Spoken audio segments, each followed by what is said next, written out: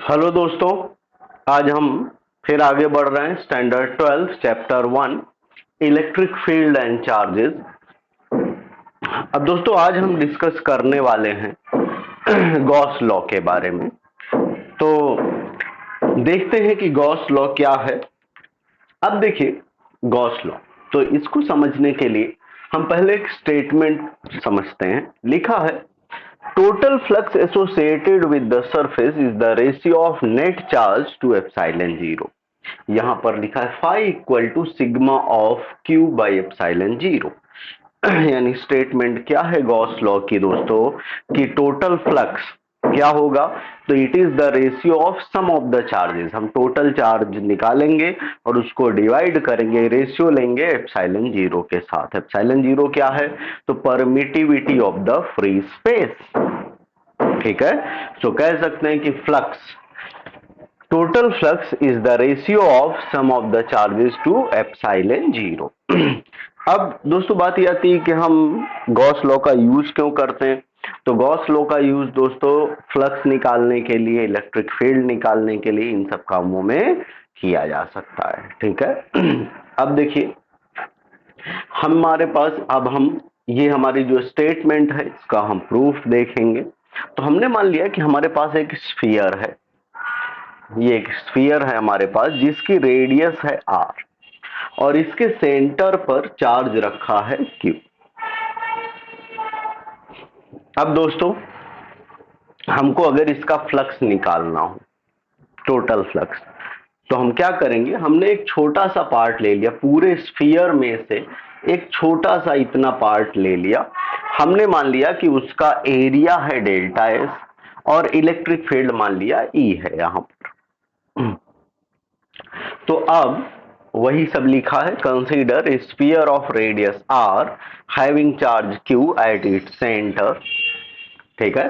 सो अब दोस्तों इस छोटे से पार्ट का फ्लक्स क्या होगा, तो flux through the area delta S, इस पार्ट का सिर्फ। तो delta phi equal to, formula पढ़ा है हमने, ई डॉट डेल्टा एस, तो वही लिखा है ई डॉट डेल्टा एस। अगर हम डॉट हटाएं तो ऐसा भी लिख सकते हैं, ई डेल्टा एस कॉस थीटा। अब देखिए दोस्तों, यहाँ पर E और S दोनों पैरेलल हैं। Here E and delta S are parallel. Parallel है मतलब क्या, angle zero. So delta phi equal to E delta S cos zero. Cos zero की वैल्यू 1, तो क्या आ जाएगा, delta phi equal to E delta S. ठीक है दोस्तों। तो ये फ्लक्स हमारा इतने पार्ट का आ गया। अब मान लिया टोटल फ्लक्स निकालना होता तो ऐसे ही इसके बहुत सारे पार्ट होंगे छोटे छोटे, तो सभी का हम ऐड कर देंगे यानी समेशन। तो क्या हो जाएगा दोस्तों, total flux linked with the surface, तो phi equal to sigma of delta phi. S मतलब पूरे सरफेस के लिए, ओवर द सरफेस। ठीक है। अब डेल्टा फाई की वैल्यू ई डेल्टा एस लिख दिया यहां पर। अब ई क्या है, इलेक्ट्रिक फील्ड। इलेक्ट्रिक फील्ड की वैल्यू हम जानते हैं क्या होता है, 1/4πε0 क्यू बाई आर स्क्वायर या के Q by R square. Area delta S, area 4πr² sphere का। अब ये इलेक्ट्रिक फील्ड और एरिया की वैल्यू हम यहां पर ये इक्वेशन में सब्स्टिट्यूट करेंगे। तो ई की जगह में डाल देंगे तो क्या होगा, यहाँ ये तो ऐसे ही लिख लिया, 1/4πε0 क्यू बाई आर स्क्वायर। फिर डेल्टा एस की जगह में ये वैल्यू डालेंगे तो 4πr²। अब यहाँ पर दोस्तों 4 pi cancel, R square cancel, तो यहाँ क्या बचा, sigma of Q by epsilon zero, यानी sigma of Q by epsilon zero. Phi equal to sigma of Q by epsilon zero. This is the proof, क्योंकि यह स्टेटमेंट थी कि it is the ratio of the sum of the charges या total charges to epsilon zero. ठीक है दोस्तों। हाँ, अब देखिए, ये हमारा मेन गॉस लॉ था। अब इसी में हम ऐसा समझ सकते हैं कि हमने ये फॉर्मूला ऐसा भी पढ़ा था फाई का, कि integration of electric field E D S cos theta, ये फॉर्म में भी पढ़ा था पूरे सरफेस के लिए, तो ओवर द सरफेस। तो फाई का ये भी फॉर्मूला है, फाई यानी इलेक्ट्रिक फ्लक्स का sigma of Q by epsilon zero, और एक फॉर्मूला हमने ये भी पढ़ा है ई delta S E D S cos theta, या फिर ऐसे रख सकते हैं इसको ई डॉट डी एस। ठीक है, तो ये दोनों फॉर्मूलाज हमने पढ़े, दोनों ही फ्लक्स के हैं। हमको क्वेश्चन में न्यूमेरिकल करते समय जो फॉर्मूला जो जैसा कुछ दिया होगा उस तरह से यूज करेंगे। जैसे इलेक्ट्रिक फील्ड पूछ लिया है फ्लक्स दे के, तो हम ये वाला रिलेशन यूज करेंगे। चार्जेस के थ्रू फ्लक्स पूछा है तो ये वाला रिलेशन यूज करेंगे। ठीक है दोस्तों, तो ये हमको ध्यान रखना है। अब इसके बाद है इसके एप्लीकेशन ऑफ गॉस लॉ, तो देख लेते हैं। इसमें दोस्तों फर्स्ट हमारा एप्लीकेशन है field due to an infinitely long straight uniform charged wire. अब देखिए हमारे पास एक वायर है, ये एक वायर है जिसकी लेंथ है एल। ठीक है, इसमें यूनिफॉर्मली चार्ज डिस्ट्रीब्यूशन है, तो अपने को यहां पर निकालना है फील्ड, यानी इलेक्ट्रिक फील्ड निकालना है कि इसमें इलेक्ट्रिक फील्ड क्या होगा। तो दोस्तों हमने कंसीडर किया कि यहां से ऐसे ही आर डिस्टेंस पर, अब देखिए यहां दो जगह होंगी, जैसे ये वायर है तो ये उसका कर्व्ड सरफेस एरिया, और यहां पर हम देखें तो सर्कुलर है ना, तो हमको बस इन दोनों के हिसाब से काम करना है। अब देखिए मैं कर्व्ड सरफेस एरिया की बात करूं तो यहां से अगर हम आर रेडियस लें, हमने मान लिया पी पॉइंट है, तो यहां पर हमने मान लिया इलेक्ट्रिक फील्ड ई है और एरिया वेक्टर है डेल्टा है। सिमिलरली हम इस यहां से लेके यहां तक या फिर इस साइड में कहीं भी अगर हम पॉइंट लें तो इलेक्ट्रिक फील्ड ई और एरिया वेक्टर डेल्टा एस होगा। ठीक है दोस्तों, और यहां पर देखिए ये जो कर्व्ड सरफेस पॉइंट है, यहां पर एरिया वेक्टर और इलेक्ट्रिक फील्ड एक दूसरे से पैरेलल है, लेकिन यही अगर हम एंड पॉइंट पर जब गए तो यही इलेक्ट्रिक फील्ड और एरिया वेक्टर दोनों साइड में परपेंडिकुलर हो गए। इलेक्ट्रिक फील्ड तो इधर है ही, एरिया वेक्टर हमेशा आउटवर्ड होता है तो वो परपेंडिकुलर हो गए। ठीक है दोस्तों, तो ये हमारा डायग्राम था। अब देखिए क्या लिखा है, consider an infinitely long thin straight wire, दो बार वायर लिखा, एक ही बार wire with uniform linear charge density, जिसमें कि यूनिफॉर्म लीनियर चार्ज डेंसिटी है, मतलब कि चार्ज यूनिफॉर्मली डिस्ट्रीब्यूटेड है। अब लिखा है area of the curved surface, तो इसकी लेंथ एल है, तो हमको पता है कर्व्ड सरफेस का एरिया 2 पाई आर एच, तो यहाँ लेंथ एल है तो 2 पाई आर एल हो जाएगा। लीनियर चार्ज डेंसिटी हम जानते हैं दोस्तों, लैम्डा से डिनोट करते हैं, क्या होता है Q by L, last lecture में पढ़ चुके हैं। तो ये क्या आ जाएगा, linear charge density lambda equal to Q by L. अब देखिए, अब यहां पर दोस्तों हमारे पास 3 पॉइंट सेक्शन है, ऐसा समझ लीजिए, 3 पॉइंट है, एक कर्व्ड पॉइंट है, फिर एक ऊपरी एंड और एक नीचे एंड, या फिर एक एंड दूसरा एंड, इस तरह से। तो और तीसरा पॉइंट ये, तो 3 पॉइंट हुए, हमको तीनों पर फ्लक्स देखना पड़ेगा। तो पहले हम कर्व्ड सरफेस पर देखते हैं।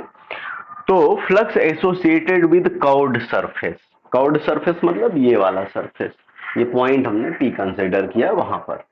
तो हमने मान लिया फ्लक्स क्या हो जाएगा φ1, फॉर्मूला क्या होगा ई डॉट डेल्टा एस, यानी E delta S cos theta, यहां दोनों एक दूसरे से पैरेलल, इलेक्ट्रिक फील्ड और एरिया वेक्टर, तो एंगल 0, तो ई डेल्टा एस कॉस 0, तो क्या आ गया यहाँ पर ई डेल्टा एस, ये आ गया कर्व्ड सरफेस पर फ्लक्स। अब एंड पॉइंट पर देखते हैं, एंड पॉइंट पर एरिया वेक्टर और इलेक्ट्रिक फील्ड दोनों एक दूसरे से परपेंडिकुलर है, मतलब कि एंगल क्या हो जाएगा दोस्तों 90 degree. So flux associated with 2 ends, अब क्या होगा, दोनों का इक्वल ही होगा क्योंकि दोनों परपेंडिकुलर हैं, तो φ2 equal to φ3 equal to E delta S cos 90, और कॉस 90 0, तो ये पूरा क्या हो गया दोस्तों 0। ठीक है, अब देखिए टोटल फ्लक्स क्या हो जाएगा, टोटल फ्लक्स तो हम सबको ऐड कर देंगे, तो φ इक्वल टू φ1 प्लस φ2 प्लस φ3। अब इनकी वैल्यू डालते हैं। अब यहां पर फाई 2 और फाई 3, ये तो जीरो हो गए, तो हमारे पास सिर्फ फाई 1 बचा। फाई 1 की वैल्यू क्या है, ई डेल्टा एस, यानी ई डेल्टा एस की वैल्यू यानी एरिया 2 पाई RL, है ना, ये हमारा क्या है, delta S area 2 pi RL डाल दिया, ये आ गया फ्लक्स। अब दोस्तों according to Gauss law flux की फॉर्मूला क्या होता है, क्यू बाई एप्सिलॉन जीरो या sigma of Q by epsilon zero. तो यहां पर हम फाई की जगह में ये इक्वेशन यहां पर डाल देंगे, तो क्या हो जाएगा, Q by epsilon zero equal to E into 2 pi RL। अब दोस्तों यहां पर अगर हम देखें lambda equal to Q by L है, सो क्यू इक्वल टू क्या हो जाएगा, लैम्डा एल। सो यहाँ Q की जगह में हम लैम्डा एल लिख सकते हैं, तो lambda L by epsilon zero equal to E into 2 pi RL। अब यहाँ से L और ये L कैंसल हो जाएगा, E को अगर हम सब्जेक्ट बनाएं तो ये 2 पाई R नीचे आएगा, तो हमारी इक्वेशन क्या आ गई, E equal to lambda upon 2 pi epsilon zero R। इसको दोस्तों हम 2 के लैम्डा बाई R भी लिख सकते हैं। कैसे लिख सकते हैं ये चीज हम देख लेते हैं, चलो यहीं देख लेते हैं। अब देखिए हमने पढ़ा था K का फॉर्मूला 1/4 पाई एप्सिलॉन जीरो। अगर दोस्तों ये जो 4 है इसका एक 2 मैं इधर ले आऊं, यानी ऐसा लिख दूं 2K equal to 1/2 pi epsilon zero, तो ऐसा भी लिख सकता हूं, क्योंकि 2 को मैं अगर इधर मल्टीप्लाई करूं तो वही आ गया ऊपर वाला। तो अब यहां पर क्या है, अगर ये भूल जाओ लैम्डा बाई आर, अगर हम भूल जाएं, हम ये सोचे ही नहीं कि लैम्डा बाई आर है, तो 1/2 पाई एप्सिलॉन जीरो हुआ, तो इसकी जगह में 2K लिख सकते हैं, तो देखिए 2K लिखा है, समझ गए। तो 1/2 पाई एप्सिलॉन जीरो को हम 2K लिख सकते हैं, तो वही लिख दिया, तो हमारी इक्वेशन क्या है इलेक्ट्रिक फील्ड के, 2K लैम्डा बाई आर। अगर दोस्तों हमको इसको वेक्टर फॉर्म में लिखना हो तो कैसे लिखेंगे, तो यूनिट वेक्टर बढ़ा देंगे, ठीक है। तो ये हमारा एप्लीकेशन था कि field due to an infinitely long straight uniformly charged wire. तो दोस्तों इसके बाद हमारा नेक्स्ट एप्लीकेशन है गॉस लॉ का, field due to uniformly charge infinite plane sheet. हमारे पास यहां पर ऐसे समझते हैं कि ये एक प्लेन शीट है, इसके ऊपर यूनिफॉर्मली चार्ज डिस्ट्रीब्यूटेड है, इसमें चार्ज है, ये मैं बना दे रहा हूं, ठीक है। अब देखिए यूनिफॉर्मली चार्ज डिस्ट्रीब्यूशन की वजह से, मतलब field due to uniformly charge infinite plane sheet, अब इलेक्ट्रिक फील्ड क्या होगा, तो ये हमको देखना है। तो फिर से वही, ये हमारा कर्व्ड सरफेस वाला पॉइंट अगर हम कंसीडर करें, तो यहाँ एरिया वेक्टर और इलेक्ट्रिक फील्ड परपेंडिकुलर, ये पॉइंट एंड पॉइंट पर यहाँ हमने मान लिया कि इलेक्ट्रिक फील्ड और एरिया वेक्टर पैरेलल हैं। अब देखिए, तो अब यहाँ पर शीट आई है, इसीलिए दोस्तों यहाँ पर सरफेस चार्ज डेंसिटी होगी, तो क्या हो जाएगा, let sigma be uniform surface charge density of an infinite plane sheet. अब देखिए सरफेस चार्ज डेंसिटी का फॉर्मूला क्या होता है, sigma, sigma equal to Q by delta S. तो क्यू को सब्जेक्ट बनाएंगे तो सिग्मा इंटू डेल्टा एस हो जाएगा।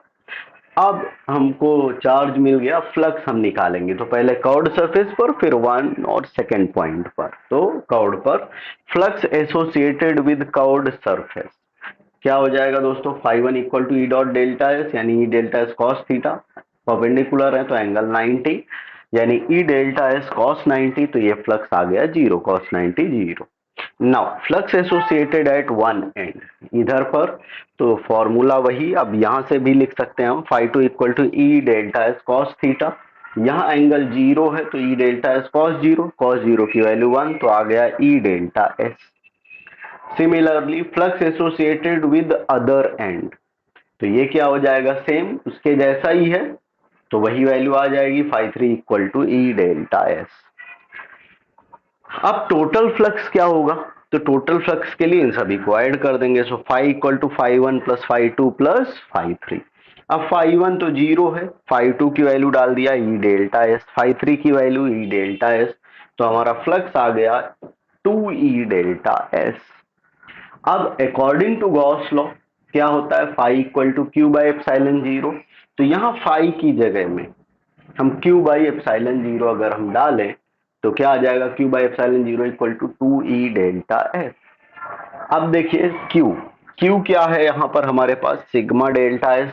तो यहाँ Q की जगह में हम सिग्मा डेल्टा एस लिख सकते हैं। अब देखिए डेल्टा एस दोनों जगह से कैंसल। तो अगर हम E को सब्जेक्ट बनाएं तो क्या आ जाएगा, ये सिग्मा बाई 2 एप्सिलॉन जीरो। अगर दोस्तों इसी को हम वेक्टर फॉर्म में लिखना चाहें तो ऐसा भी लिख सकते हैं, यूनिट वेक्टर एन लगा दिया। ठीक है, तो ये था हमारा field due to infinite plane sheet. इसके बाद थर्ड एप्लीकेशन है field due to uniformly charge thin spherical shell. अब यहाँ पर दो केस हैं दोस्तों, थिन स्फेरिकल शेल में, एक इनसाइड और दूसरा आउटसाइड। तो पहले हम देखने वाले हैं फील्ड आउटसाइड द शेल। तो दोस्तों हमने मान लिया ये हमारे पास एक शेल है जिसकी रेडियस है कैपिटल आर। ये शेल है हमारी जिसकी रेडियस है कैपिटल आर। यहां से आर डिस्टेंस पर, इसके सेंटर से स्मॉल आर डिस्टेंस पर एक पॉइंट है जो कि आउटसाइड द शेल है। हम इस पॉइंट पर इलेक्ट्रिक फील्ड देखेंगे। ठीक है दोस्तों, तो हम फील्ड आउटसाइड द शेल देख रहे हैं। हमारी शेल है कैपिटल आर रेडियस की और हमने जो पॉइंट लिया है वो स्मॉल आर डिस्टेंस पर। स्मॉल आर डिस्टेंस ज्यादा बड़ी है इसीलिए वो आउटसाइड द शेल हुआ। तो consider a point P outside the shell with radius R. तो हमको पता है phi equal to Q by epsilon zero. Phi की जगह में ई डेल्टा एस लिख सकते हैं, तो phi equal to E delta S Q by epsilon zero. अब दोस्तों यहाँ पर ई इंटू डेल्टा एस यानी 4 pi R square, 4 pi R square Q by epsilon zero. तो अगर हम ई को सब्जेक्ट बनाए तो 4 पाई आर स्क्वायर नीचे चला जाएगा, तो E equal to 1/4 pi epsilon zero Q by R square. अगर वेक्टर फॉर्म में लिखना चाहें तो यूनिट वेक्टर लगा दिया, ये आ गया। इसी में दूसरा केस है इनसाइड द सेल। तो ये हमारी शेल है यहाँ पर। अब इसके अंदर, तो यहाँ पर देखिए ये हमारी शेल है, यहाँ radius capital R, radius capital R, ये हमारी शेल है। अब इसके अंदर हम गए यानी यहाँ पॉइंट लिया जिसकी रेडियस स्मॉल आर है। तो ये जो हम कंसीडर कर रहे हैं ये इनसाइड द शेल, ये हमारी शेल है। ठीक है, जो नॉर्मली है वो शेल है, जो डॉटेड है वो हम अंदर जाके कुछ कर रहे हैं। तो अब दोस्तों यहाँ पर फील्ड क्या होगा, तो हमने फॉर्मूला पढ़ा ये E delta S equal to Q by epsilon zero. Inside the shell total charge हम जीरो कंसीडर करते हैं, उसका इफेक्ट नहीं पड़ता, तो इक्वल टू जीरो। तो इसलिए क्या होगा दोस्तों, जो इलेक्ट्रिक फील्ड है वो हमारा हो जाएगा जीरो। ठीक है दोस्तों, तो ये हमारे केसेस थे इनसाइड द सेल और outside the cell. Total electric field हमारा क्या हो जाता है दोस्तों, जीरो। ठीक है, तो अब देखिए इसके बाद कुछ हमारे पॉइंट्स हैं यहाँ पर कि गॉस लॉ से रिलेटेड कुछ इंपॉर्टेंट पॉइंट्स हैं जिनको हम डिस्कस करने वाले हैं, देख लेते हैं।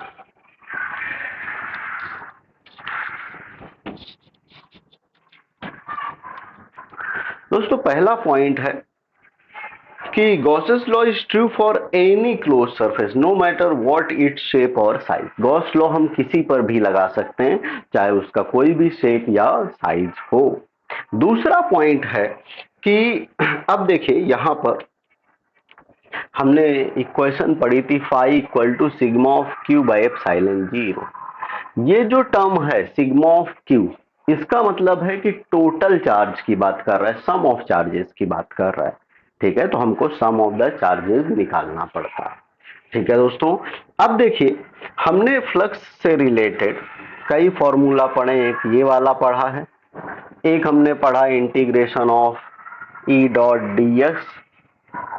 अब दोस्तों अगर हम फ्लक्स के लिए ये वाला फॉर्मूला यूज कर रहे हैं और मान लिया कि हमारे पास कोई एक ऐसा सरफेस है जिसमें कुछ चार्जेस अंदर रखें Q1, Q2, Q3 और कुछ चार्जेस बाहर रखें, कुछ चार्जेस बाहर रखें, हमारे पास ऐसा सरफेस है।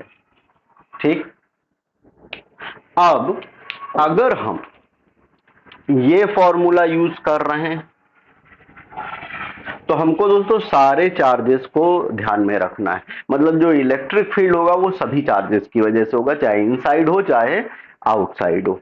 लेकिन अगर हम ये फॉर्मूला यूज कर रहे हैं तो इसमें चार्जेस सिर्फ इनसाइड वाले लेंगे हम, आउटसाइड के चार्जेस को नेग्लेक्ट कर देंगे, ध्यान नहीं देंगे। ठीक है दोस्तों, अब इसके बाद का पॉइंट है कि जिस सरफेस पर हम गॉस लॉ लगाते हैं उस सरफेस को दोस्तों कहते हैं हम गॉसियन सरफेस।